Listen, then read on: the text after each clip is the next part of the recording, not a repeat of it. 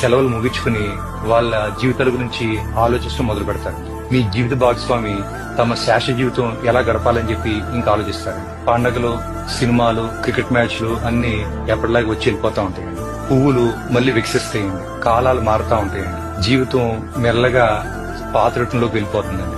ఈ ప్రపంచం మిమ్మల్ని ఆశ్చర్యకరమైన వేగంతో మర్చిపోతుంది. 1 సంవత్సరం తర్వాత ఎవరో ఒకరు మీరు లేని ఆనవాళ్ళని ఒక ఫోటోలో చూసి క్షణకాలం ఆగిపోతారు. కొన్నేళ్ళ తర్వాత మీకు బాగా దగ్గర ఉన్న వాళ్ళు కూడా మిమ్మల్ని తక్కువగా గుర్తు పెట్టుకుంటారండి. ఆఖరికి మీ పేరు ఎవరో పలకిన రోజు కూడా వస్తుంది.